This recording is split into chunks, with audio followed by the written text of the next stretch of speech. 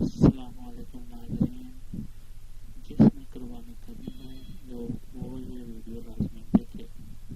ذوالحج کا چاند مبارک ہو۔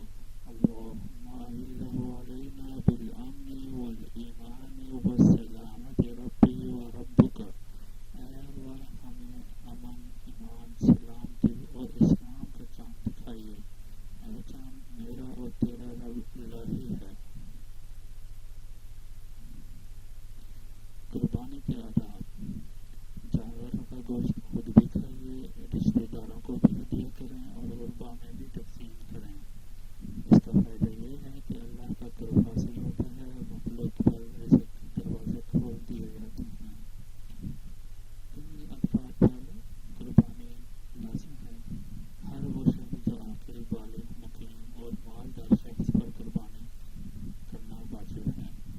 فضیلت: اللہ تعالیٰ کے نزدیک قربانی کے دن بندوں کے تمام اعمال میں پسندیدہ ترین عمل جانور کا خون بہانا ہے۔ وقت: 10 ذی الحجہ کے دن نماز عید کے بعد سے 12ویں ذی الحجہ کے غروب شمس تک قربانی کا وقت ہے۔ شرائط: جانور کی عمر شرعی لحاظ سے پوری ہو۔ جانور کی خریداری کا مرحلہ: رسول اکرم صلی اللہ علیہ وآلہ وسلم نے ارشاد فرمایا، ان جانوروں کی قربانی سے بچا جائے۔ نمبر 1، ایسا لنگڑا جانور جس کا لنگڑا پن بالکل عیاں ہو۔ ایسا کانا جانور جس کا کانا پن بالکل واضح ہو۔ ایسا بیمار جانور جس کی بیماری ظاہر ہو۔ ایسا لاغر کمزور جانور جس کی ہڈیوں میں گودا بالکل نہ ہو۔ جانوروں میں خطرناک عیوب: درج ذیل جانوروں کی قربانی درست نہیں۔ نمبر 1، ایسا جانور جن کے سنگ جڑوں سے اکھڑے ہوئے ہوں۔ نمبر 2، اندھا، کانا یا لنگڑا جانور۔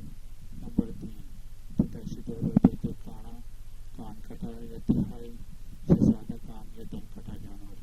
نمبر 4، ایسی بیماری یا کمزوری کے جانور قربانی کی جگہ ترجیح کر نہ جا سکے۔ نمبر 5، دانتوں کا بالکل نہ ہونا یا اتنا کم ہونا کہ جانور گھاس بھی نہ کھا سکے۔ نمبر 6، اس حد تک کمر بندہ جانور کہ وہ چارہ وغیرہ بھی نہ کھا سکے۔ جانور ذبح کرنے کے آداب: نمبر 1، چھری اچھی طرح تیز کر لیں۔ نمبر 2، ایک جانور کے سامنے دوسرا جانور ذبح نہ کریں۔ نمبر 3، قربانی کی نیت صرف دل سے کر لینا ہی کافی ہے۔ نمبر 4، ذبح کرتے وقت جانور کو قبلہ رخ لٹائیں۔ نمبر 5، قربانی کا جانور اپنے ہاتھ سے ذبح کریں، اگر خود نہ کر سکتے ہوں تو کم از کم وہاں کھڑے ضرور ہوں۔